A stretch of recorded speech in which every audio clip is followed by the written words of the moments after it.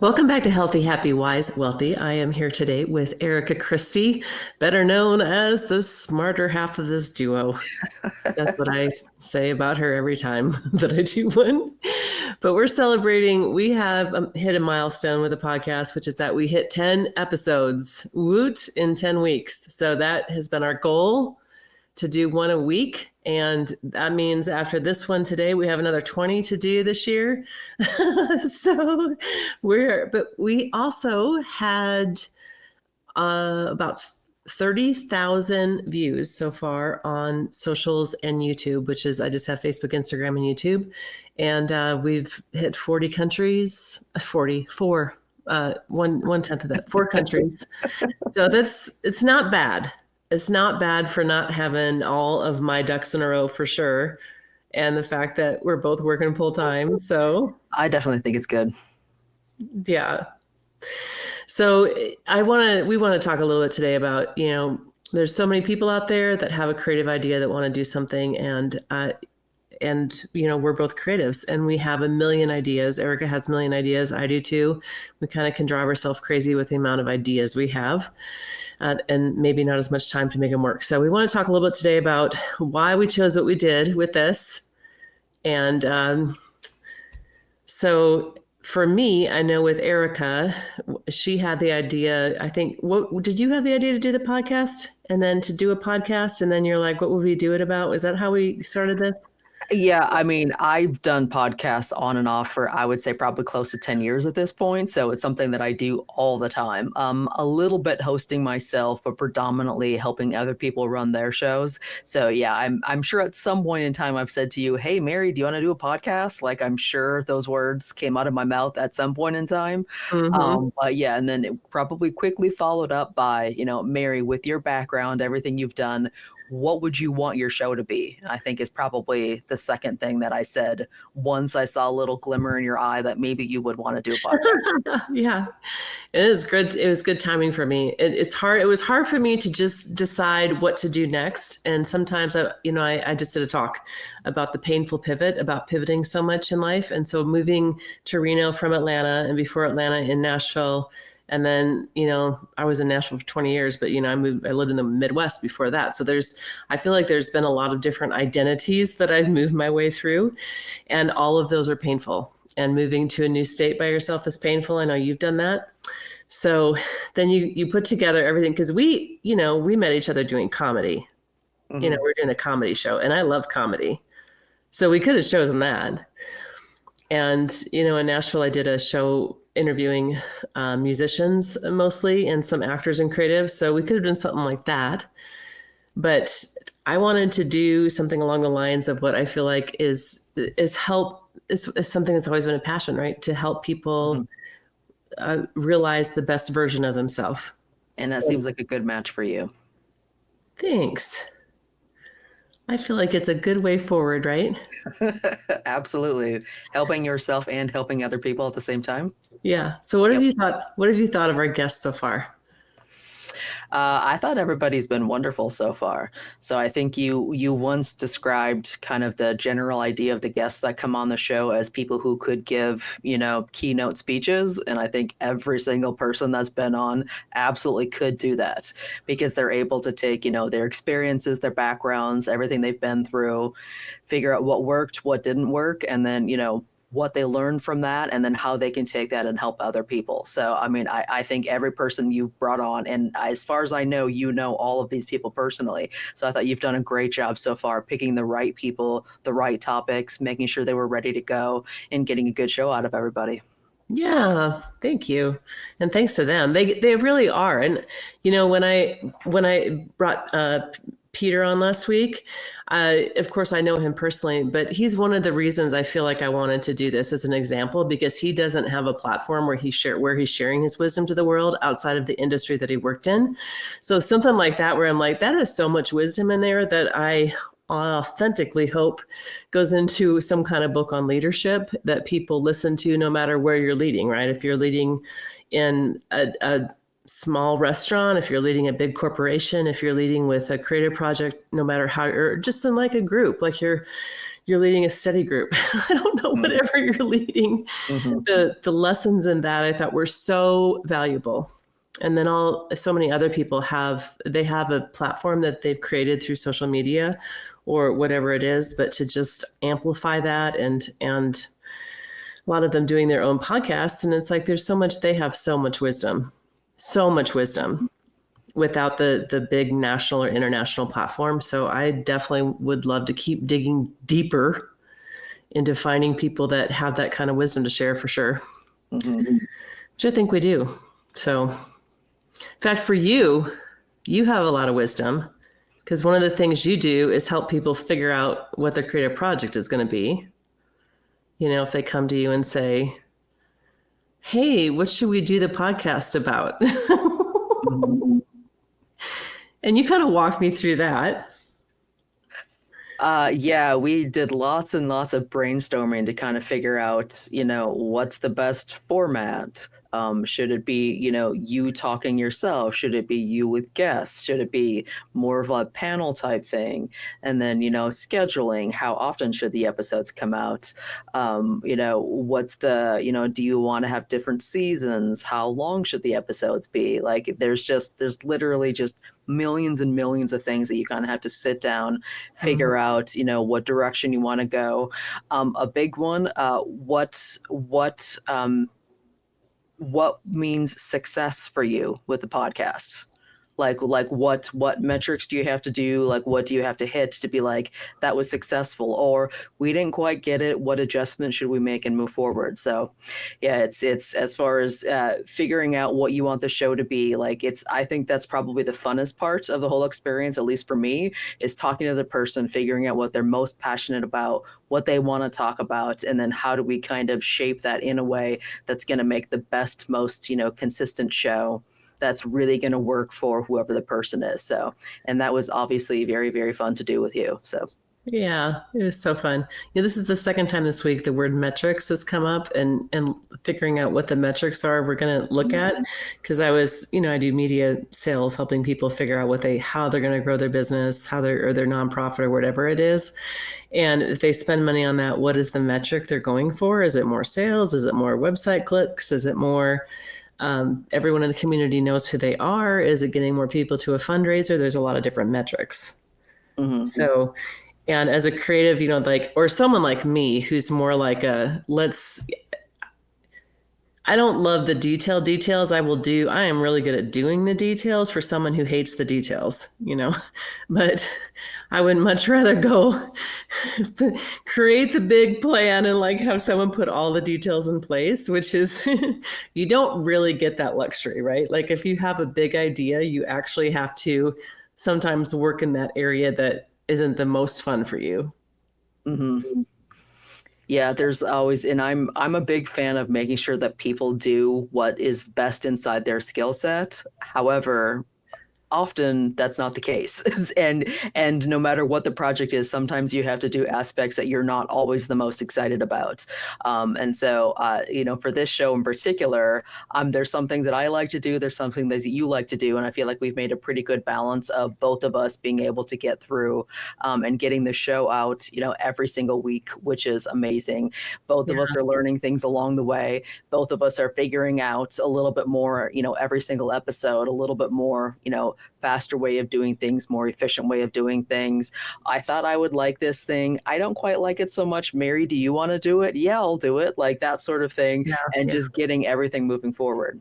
Yeah, because the amount of if you're doing a project, if you're doing any kind of creative project that you're giving to the world, there is so much time and energy involved in that. And I do think there's also a disconnect between business people and creative people, where business people or the public in general have no idea the amount of work that it takes to put out a creative project, and the amount of lists, and the fact that we have to use Asana to go, which I'm so bad at using still, to go through the I don't know how many, is there 75 tasks per show or something like that? Yeah. Yeah. And I think we're getting them out and making some progress with me doing half of those, not doing the best job with follow-up emails and stuff like that to guests. God bless our guests, right? So they're putting up with me too with that. But, it's the power of starting in a way, Yeah, and you just mentioned kind of the difference between like business people and creative people. And I would say one other, like one of the biggest differences I see between the two is you mentioned metrics a few moments ago, is what are your metrics for success? And oftentimes business people need to hit certain numbers. We need a certain Mhm. amount of followers. We need a certain, level of ROI. We need a certain amount of viewers. We need a certain amount of videos that go out every month. Or sometimes with creatives, if they're not quite as adamant about what the numbers are, their metric for success could be, did we get one good episode out every week? And if you succeed in doing that every single week and they're getting at least a little bit better every time, to me that's success. So what you're Yeah. looking for and what you're trying to get out of it is greatly dictated by what you're trying to get out of it. And I feel like if you're just like, I want to get one out every single week and you've hit that, you're doing a great job. Now for the next 3 months, let's put our goal just a little bit higher and figure out whatever's the next level of something that we can accomplish. So Yeah, that's true. And I think with creatives, when we're doing a project where we don't get paid on it, so much of the time is the metric is, are we having fun? yep. You know? Yeah. Are we having fun in creating something we want to create? So, and that's great too. Like that could be like, maybe you're doing a fun project with people that you really enjoy being with. So, and it doesn't have to be as, like for listeners, it doesn't have to be as big of a thing that we do. Maybe you like to sew and you don't want to be alone. So I don't know what it is. Yeah, or there's a lot of shows out there, podcasts and like video shows where people are just reviewing their favorite TV show.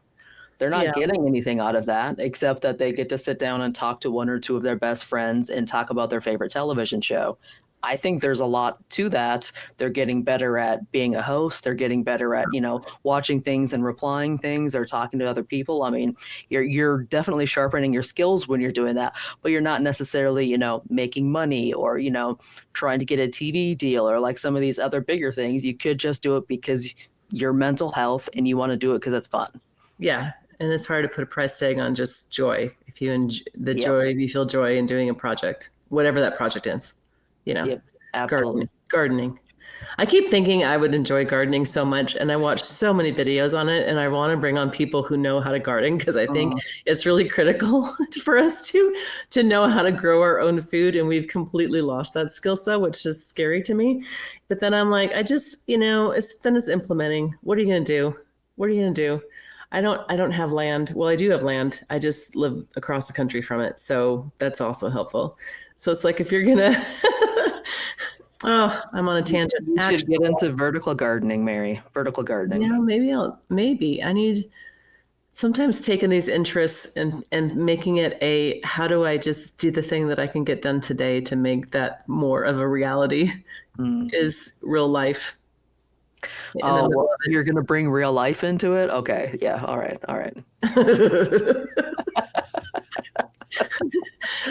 Everything, right? It's like there's like, all these good ideas. I think there's so much content out there there is a lot of good ideas out there and there's really bad ideas too, but like how do you take something that's the thing you need for today and use it this week? How do you? And I have that idea. We'll see if I implement it. I might try for the rest of the year. You can hold me accountable. We'll do another review in December at Christmas time and we'll do, no, I don't know. And we'll do one. Did Mary make things that are actionable for her audience for this week? I'm going to try to go, okay, here's one thing I think we can do this week. So maybe. I will hold you to it. I will hold you to it. Yeah. You're not going to appreciate what happens to you if you fail. So I'm just warning you now. Thank you. Thank you for that. I love threats. I work the best when I'm being threatened. As do we all. We all work the best. Gentle cajoling is all that was. Gentle and controlling. Thank you. Gentle and controlling. I've never heard that term before, so I don't know that we want to. Gentle cajoling is what I said. Cajoling. Yes. Gentle cajoling. That's so much sweeter. But I kind of like gentle controlling. I might start using that as well. I kind of like that one. Controlling is a whole different thing. It's like maybe that, I don't know, maybe it's good. Maybe it's parenting or maybe I'll do A/B testing on you, Mary. Mary, and I'll do one week and one the other week and just kind of see what happens. So, Gentle cajoling one week and gentle controlling the next week. yep. Yep. I'm down for that. I think you should Okay. do that. All right. A/B test that for me. Let's see which one I respond better to. It's a toss up. I actually don't even know at this point which one I would respond better to. Wow, Mary is so efficient this week. I wonder what happened. Oh, that was me. Thank you. That was the gentle controlling. Yep. That's where that was. Oh, so I have noticed in the episodes we've done so far, and this is where I was thinking that we should do some kind of like a, hey, this week, think about this person mentioned a lot about listening, because I feel like that's been two reoccurring themes that I've heard. You tell me if you've heard more. One is listening, both from people who are just in the business side of it and people who are on the health side and people who are on the mental wellness side. And then also the power of your breath. Breathwork came up so much. We had a breathwork person. Mm-hmm. Were you surprised by that? A little bit, and I don't know if I actually would have noticed it if you hadn't have done Igor as an early episode. If it's because you did him with a full breath episode, I was then noticing it afterwards. So I'm really curious if I would have noticed it if Igor's hadn't been, I want to say, the second or third episode. But yeah, it's very interesting that numerous people all brought that up, and I don't know if that is like a response to like the pandemic, that people are trying to like focus more on like what their body is doing to just, everyone's stress levels are elevated, that's just one thing people are doing, or if there's something else. But yeah, I found that very interesting. That is very interesting, because listening is not what listening is not it's not that, it's not as surprising. And you should be a comedian, Mary. You should be a comedian. Your timing is just, what? I didn't hear what you said. I would love to do stand-up comedy. See, I just have too many things that I would like to do, I think, in life. Sometimes that's my issue. Oh, well. But listening, even though people are really bad at it, it's such a basic principle that like it's going to make your health better, apparently, your mental health, your physical health, your relationships better, your career better. But we are just so much more interested in what we're about to say than what we can hear. Yeah, I think the phrase is that most people listen only to respond, not to actually listen to what the other people are saying. So I think that tends to be how that's phrased. Yeah. So you're in both the business world and the creative world. You do span that bridge. I span that bridge a little bit too. How do you think it helps business people to be better listeners? And then we're going to go to creatives. I think overall, business people most of the time are just not listening at all. So it would help them greatly to listen to what other people are saying, to, look at different opinions, that sort of thing. But especially if we're talking about the corporate world, a lot of times they're being told what to do. So there's not necessarily the same kind of openness that you can listen to other ideas and try something else. So yeah, I think it tends to be a little bit more structured, and you can't always be flexible with some of that stuff. So yeah, I would say generally there's a lot less listening going on, but some of that is just sort of by design. Well, and the design maybe needs to change, because it really is top down. Like, the people at the top are like, we make the decisions and you obey. But there's not that 360 review process where the people on the bottom could go, here's why this isn't working. Like, we hear what you're saying. We would also like to be successful, but it's not working because of A, B, and C, and maybe even naming some names as to why it's not working in the process. But like, most businesses don't do that. Mm-hmm. They don't. Yep. They all need to listen to some of our episodes. They absolutely should. I think they would learn a lot about themselves and the people they work with. Yes, about both. So we're big believers in that. That's why I listen to Erika and she listens to me. Oh my gosh, that was so corny. That's so corny. That is exactly what I expect from you, Mary. So thank you. So it may have been corny, but it was 100% on point. Good job. Good job. Good job. Breathing is weirder though, right? Because we all breathe, but breathing for health That's a weird concept, isn't it? As a us Yeah, normal because people. you just think of breathing as being an autonomic thing that just sort of happens. So, like, Yeah. consciously thinking of your breathing seems like a weird thing to do unless you actually do it and start to understand like how it feels in your body and what kind of changes you can make by focusing on your breathing. Yeah. I have to say, I think that's been one of my worst traits is breathing. I mean, everything else is pretty on point, but then breathing once in a while, no, no, I've been making jokes again, but I hold my breath. I've done that for like, and that's like a, something's bad is about to happen. So like I have found myself regularly holding my breath. So then I think if like I've just did 10 episodes where focusing on breathing or, breathing like a yoga type movement with breathing kind of thing has come up. That's one of those things where I'm like, oh, okay, Mary, how have you been breathing this week? And I'm like, you know, pretty good because I'm still alive, but I'm not. But am I applying as well as I could? Mm-hmm. Yeah. And is the answer usually yes to that? No, the answer is always usually no to that. But I have to say, I feel like I am doing a lot better today than I was at the start of episode 1. Because episode 1 was really like, personally, I was in a pretty stressed out place. Maybe one of the most stressed out places I've ever been in life. So thinking about that, I'm like, well, I'm doing a lot better 10 weeks in, doing something that feels like me, that's a creative project, working with you, talking with good people, having a focus on the positive. And if you're thinking about listening and breathing a lot more, even if you feel like you're failing at them, the fact that you're thinking about them to me is a switch in itself because eventually it's going to start becoming more and more of a habit. Not that I think you need to focus a lot on listening because I think that's something that you do very well, but What? we all can get better at things. So, Right. Yeah. getting better at that. And then to your breathing thing, as long as you're constantly thinking about it, that is something that you can slowly like make a habit for yourself, get better at it, be a little more centered in your body, and, slowly move forward in a positive way. Yeah. Which is, I think, in our cultures, especially, we're not very attuned to our body, to listening to our body, just hearing what our body or what, maybe we listen when we're tired, but we don't listen to our gut. Like our gut's very intelligent. We need to have some more people on talking about that besides me, because that's the end of my wisdom on that. Listening to your gut. Mm-hmm. Yeah, we should listen to our gut, not just when we're hungry, but also when we're no, I don't know. But it's very intuitive. It's a very like if we kind of like our body picks up on stuff before our brain does. I am a believer in that.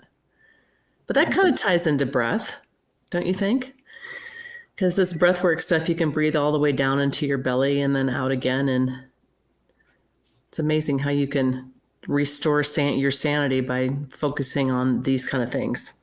Yeah, I mean, I very much feel like all of that stuff is connected. So yeah, I don't know if breathing is necessarily the center of all of that, but I would say it's a really, really important thing to think about because as you're breathing and thinking about all the parts of your body, that's for some people, it's the only time they really think about things.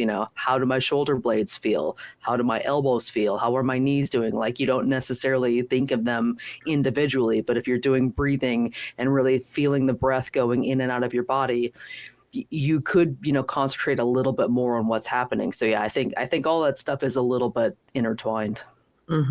Yeah, for sure. Okay, well, we're going to do more episodes on that. I'm going to eventually have to just dive into the realm of people that I don't know personally. Isn't that going to be an interesting thing? I think I'm going to have to get a lot more organized. Nope, I think you'll do a good job with those things. So, and Erika and I, of course, are both working full times, and it has been a very, very, very busy 10 weeks. So, but yeah, I'm excited to bring more of just good old wisdom to the world, however that pans out. So, yeah. And then maybe eventually helping other people bring their creative ideas to life.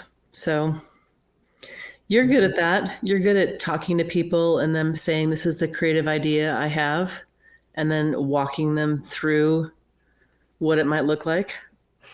Yeah, I mean, and some of that comes just because I've dabbled in so many different things. You know, I play music, I've written comic books, I do a lot of writing, I do a lot of voiceover. I have degrees in theater, I have degrees in film, I do stuff. I don't do much stuff in front of a camera, but I do a lot of stuff on stage, backstage, film, television, comedy. I mean, I'm kind of all over the place. So Yeah. it's so, and one, I do enjoy talking to people who are excited about something that they want to do.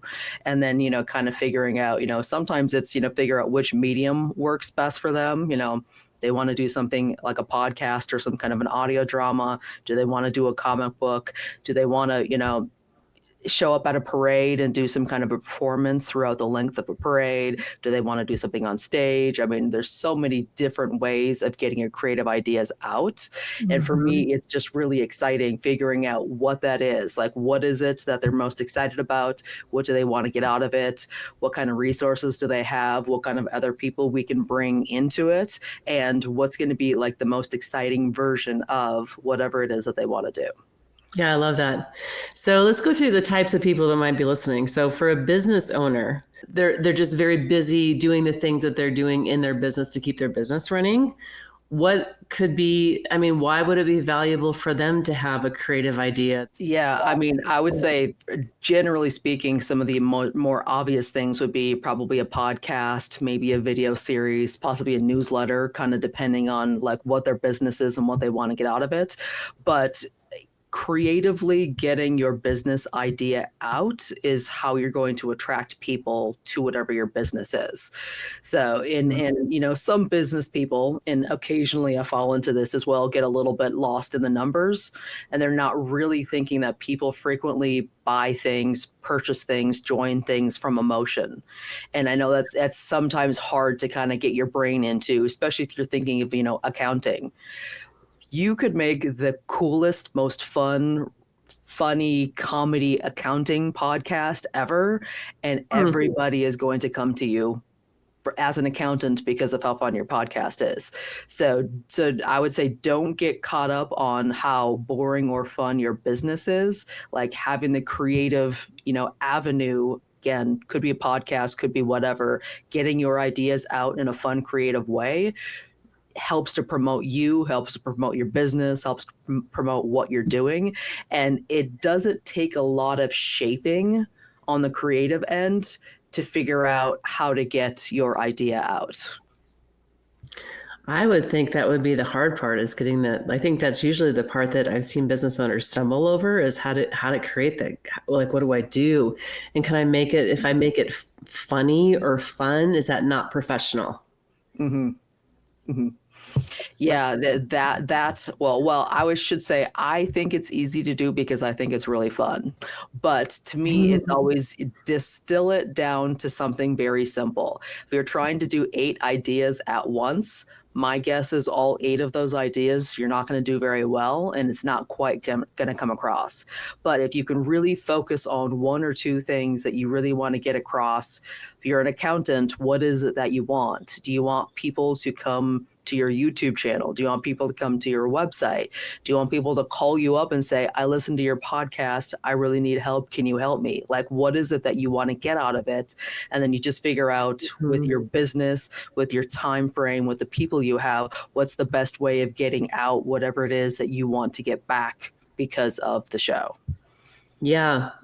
And yeah, I feel like that's one of the things you're very, very good at, of besides everything else, is speaking that language of what we're going back to, a metric, right? So how do we use something fun and creative and only just pick certain things and then make those be what we want to have happen with the result we're looking for, which more people walking in the door of our business or whatever it might be, right? Mm-hmm.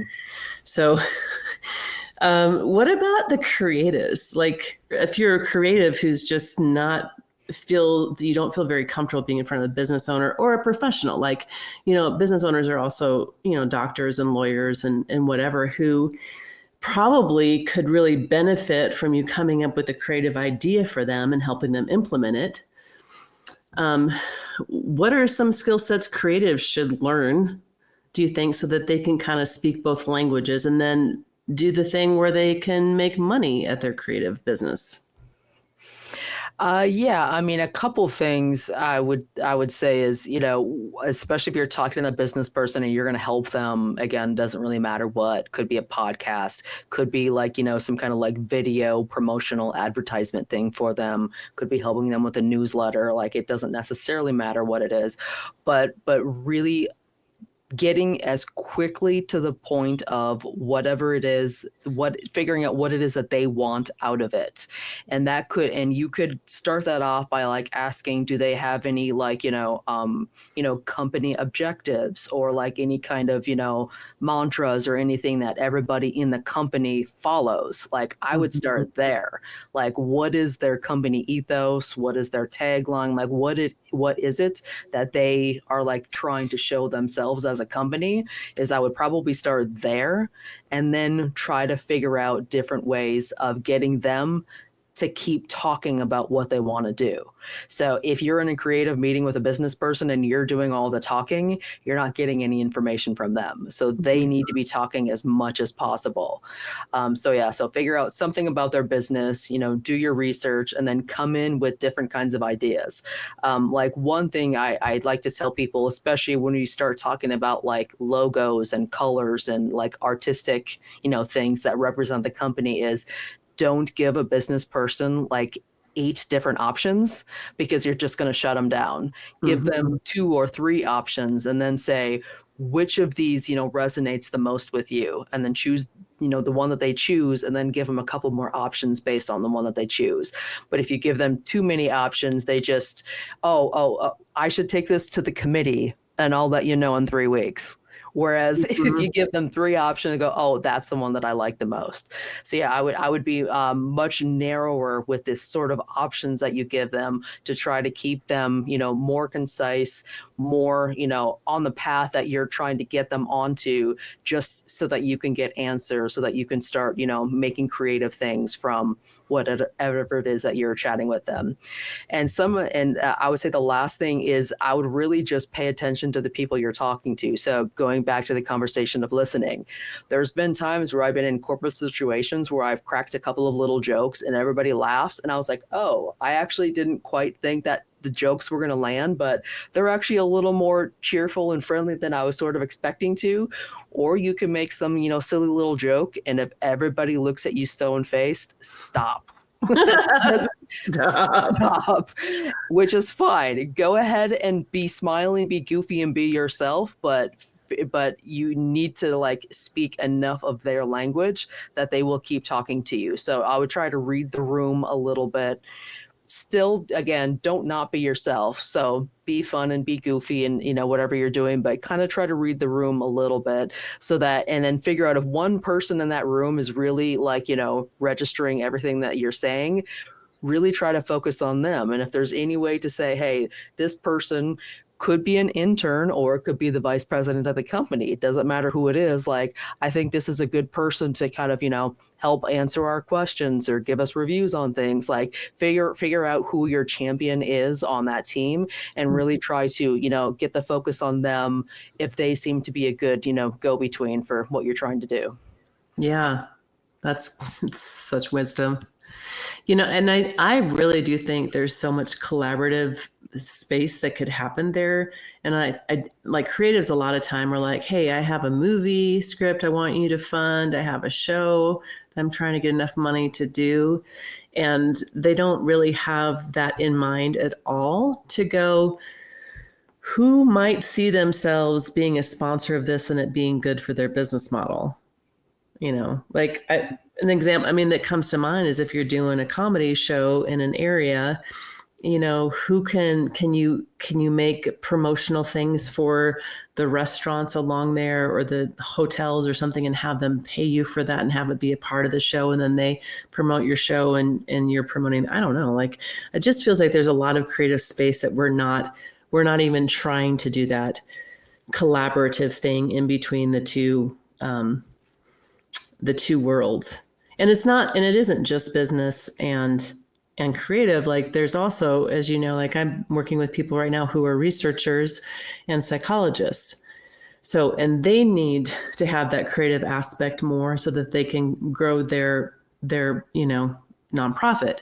So it is more like there's the medical aspect, there's the lawyer aspect, there's organizations that, an organization of teachers, organization of police, like it doesn't have to be the business model, right? It can, but every if you're organized and you're doing your job, there's always going to be a creative aspect that you can do that's going to engage the public better and move forward with whatever your metrics are, right? For wanting to raise money or have better public perception or more public involvement or more bottom line, money coming in. So, Yep, absolutely.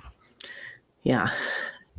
And so I think with businesses, when they're going into the space too of, I want to hold again on that one note that you brought up about making sure if you're on the creative side to limit options. Because, when you were doing this with me, you're like, Mary's a creative. Let her understand that there actually are 3,600 different color palette choices. Which color palette would you like for your logo, right?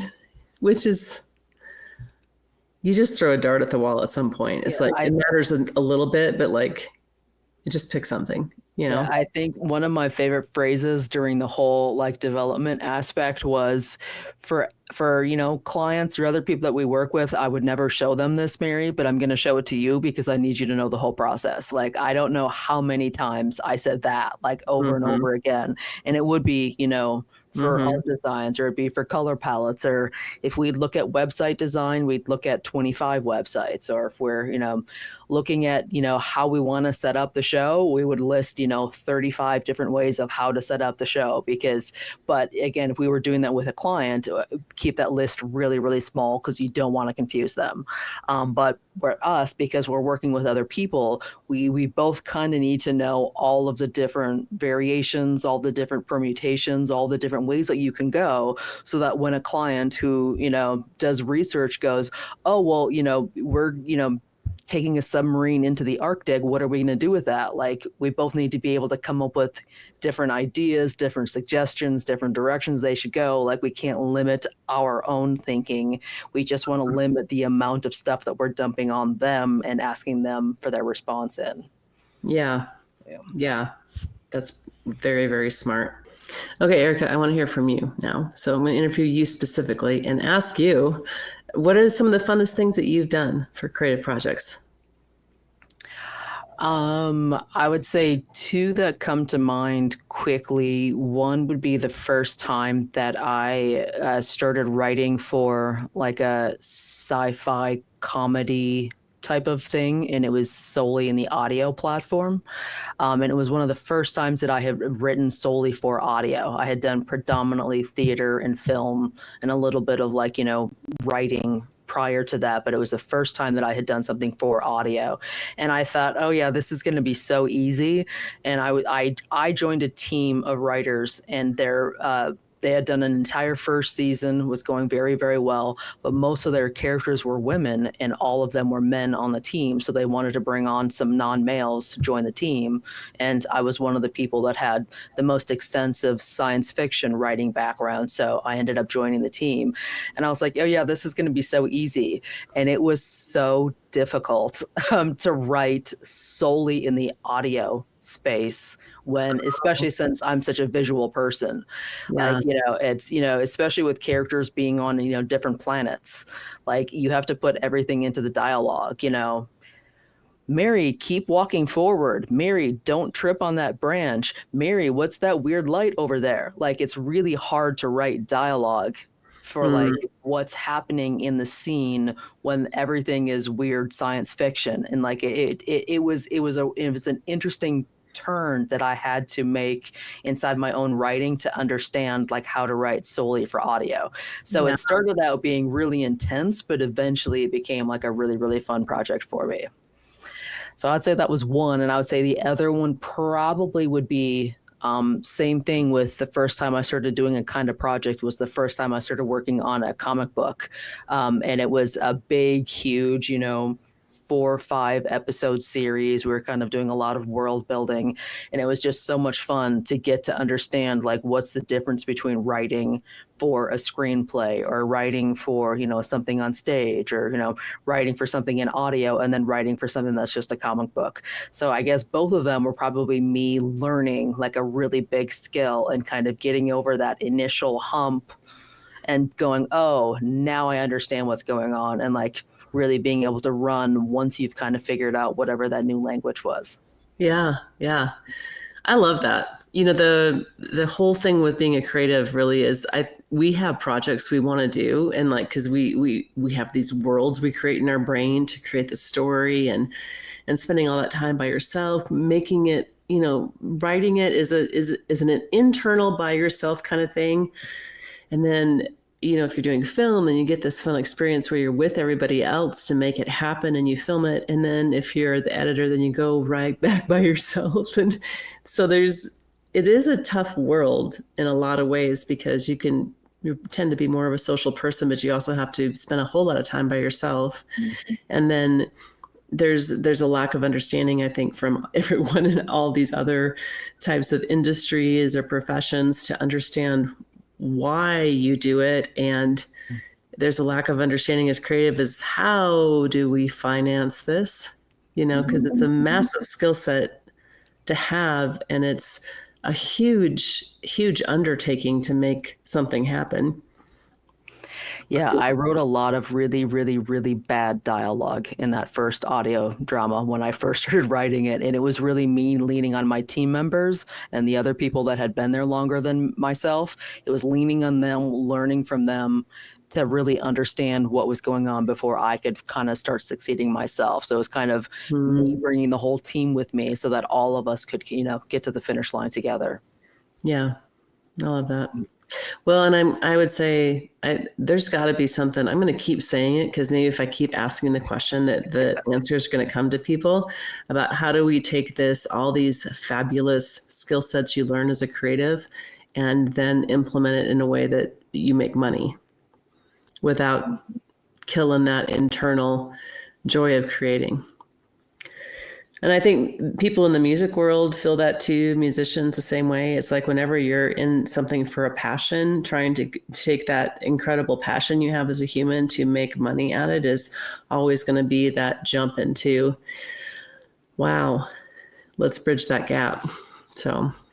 Yeah, music is especially harsh right now because, the loss of, cassette and then CD sales has really plummeted a lot of musicians. And then in response, they kind of have to hike up, concert tickets, which means a lot of people can't go to them. And then, places like, I'm not gonna name drop any music streaming services, but we all know who we're talking about. They keep lowering the amount of, money they get for plays. So it's, music particularly is in a really bad spot as far as trying to make money from it. And it really is a shame that that's sort of happening. But yeah, as creatives, I think we all kind of face that same situation in different ways and all kind of have to figure out what can I do to make money from this, which again, is just unfortunate that so many of us are stuck in that position.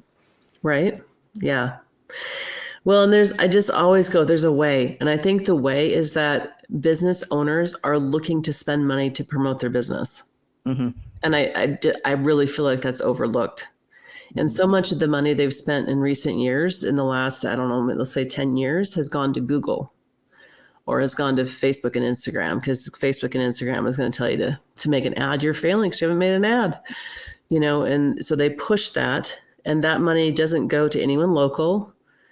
It goes to the big giant, whatever they are, the big giants in the sky. But and there's and so especially I really feel like that's frustrating with Google. And so Google might not promote the podcast. Now that I say that, it's hard to say. I can hear them listening right now. Google. Yeah. But first, it feels like first there was, I would say over the last 20, 25 years, first there was what I want to say a loss of newspaper as far as advertising went. And then I feel like TV started to go down, radio kind of started to go down around the same time. And on television, almost none of it is terrestrial anymore. So it's just step by step by step, all of the normal traditional advertising space has been slowly going away. And I don't think businesses have come up with a lot of good ways of overcoming that. And I feel like creatives could. It's just none of us speak, as we've been talking about, none of us speak business quite well enough to really convince some of the, different companies and such how it is that we can be helpful in getting information out, getting promotions out, creative ways of, showing off how cool their company is. Right. And I really feel very strongly as the world has gotten like more bigger, where the money is going to big corporations and more global decisions being made. And then with AI coming in, that in order to really thrive as humans, we will get smaller. And like, but some in terms of like smaller community. So like, for example, and more in-person stuff. So like with musicians, how are they making money? They're touring again and doing concerts in person. And we go to a play, we're giving the money to the people, right? If you're watching a TV show, a lot of it is giving money to people too, because those are actors making the different things. But I really honestly think that local TV, because from working there, I'm like, I think it's being overlooked as an avenue, both to watch it and to use it to get a local message across. So like from both ends, like that's a platform that's already established, where they could take in more local creatives and podcasts and whatnot. And also there's a way to watch it streaming for free. Like we're used to watching things for free now. And then we can just learn more local what's going on, like what events are going on down the street and what nonprofit needs money that we could go donate our time to, and just kind of more interesting community things that are interesting on a local level. So I actually hope that keeps getting reimagined in some way, because I think there's potential there. I see a lot of potential there. It's also pretty strong in a lot of ways. So, okay. So Erika, question, what do you think of AI in terms of helpfulness to a creative? How many soapboxes do you want me to stand on? However many you need to. All right. Well, first of all, there's no such thing as AI. It's generative software. It's not AI. Okay. What's the difference? I'm going to get off that. AI means artificial intelligence. There is no intelligence. Generative software is what we have now. And it's the amount of people that are suing the AI companies right now for using their work to train their software to do certain things, right? You put in an author's entire body of work, and then you go to one of the AI programs and say, hey, write me a book just like that author. And if that AI has illegally scanned all of the author's work, it's now going to spit out a new book that's just like that author. So that's all of the AI programs we have right now are all generative software. So they're all just stealing other works and then using that to spit out information. All right. I'm off that soapbox. That's a very interesting soapbox, though. I don't know. We could maybe talk about that more. I've never heard that. But no, there's no such thing as AI. I think even in like hidden black sites across, different countries of the world, I still don't think it's there. I think eventually we're going to get there, but we're not there yet. Like an actual artificial intelligence that can think for itself. But again, I'm a sci-fi nerd, so we don't need to go there in this particular show. But what I would say, what I do like about it, like I use it a lot for like outlining. Like I'll give it a bunch of information, or I'll say, I want to do a podcast episode, or I want to do a video, or I putting together a newsletter. What are 10 topics on such and such that a lot of people are searching for in Google right now? And it'll give me the top 10 headlines that people are searching for in Google. So if I'm going to make a video, if I'm going to make a podcast, if I'm going to write an article, I'm going to try to figure out what people are searching for. And when I say searching for, I physically mean searching for. You go to Google, in the little bar across the top, Why is Mary Meyer so cool? If that is what Oh, people are looking for, right. I'm That going to is. make a video and I'm going to call it, Why is Mary Meyer so cool? Like I'm going to name it exactly what people are searching in Google. So I'd say that's the sort of thing that I think it does the best right now, is summarizing and outlining. And, just kind of, for me, I use it sometimes just to kind of give me ideas about some things that I, haven't worked on before, or, dumping some text into it and say, hey, rewrite this into 3 paragraphs and then give me a couple ideas of photographs that I should look for it. So I like it for that. Almost more like admin type stuff. You can also use it to scan through your emails and say, hey, I was talking to Mary about this really cool thing like 3 months ago, and we were talking about frogs. Go through my emails and, tell me what the conversation was. Like you can search the word frog in your email and you'll find the email. But if you ask AI, find the email and then summarize what it was for me, then you can find it quickly and you don't have to go searching for stuff that way. So how do you do that? Where do you search for that at? Is it in your search bar? well, yeah, I mean that just depends on how you have your AI set up. Like there's a lot of companies that use like Copilot, and that's like attached inside of their Microsoft account. So if you're using that, it's already connected to your email and all that other stuff. You can also do, ChatGPT and some of the other ones that are out there. You just have to kind of connect them to all of your different systems. Yeah. So, yeah. And I think that conversation on frogs, you're trying to figure out which frog produces the very best prints if kissed. I mean, you just keep bringing up frogs, Mary. I don't know why. I keep don't know asking why. you. I'm tired of hearing about frogs, but there you go.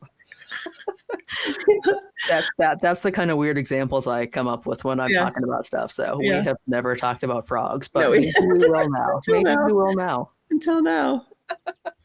Yeah.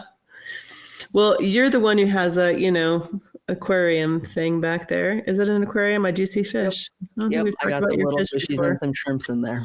So there you go. Maybe a frog at some point. Have to have a lily pad. Mm-hmm. Yeah.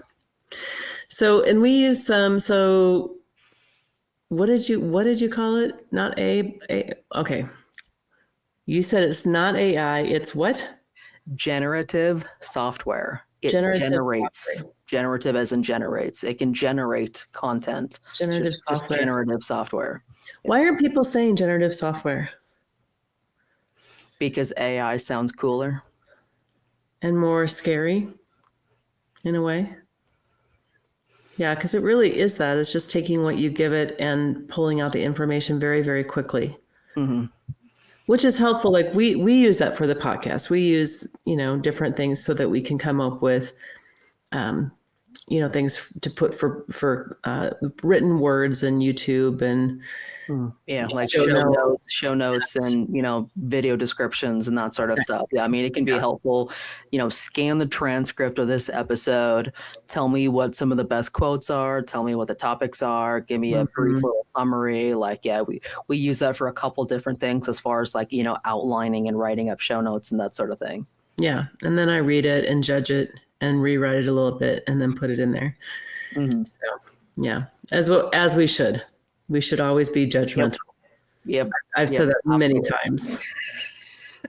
No, but I think your point is always check it because frequently it's wrong. So yes, absolutely always check it. And often I'll write it. I'll say rewrite this, to be a little more, easy to read, rewrite it to be more professional, rewrite it to be more funny. And then I'll still go through and kind of change some of the words back to my own words because sometimes you can tell when it's something that's been written by a program. So I still like to go through and kind of humanize it a little bit, if you will. Right.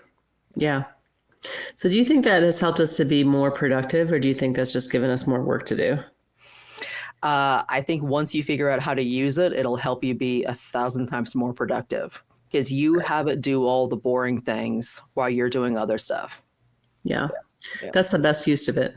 Yeah. Which I think that's been very helpful too, especially because otherwise it'd be so hard to produce this podcast, right?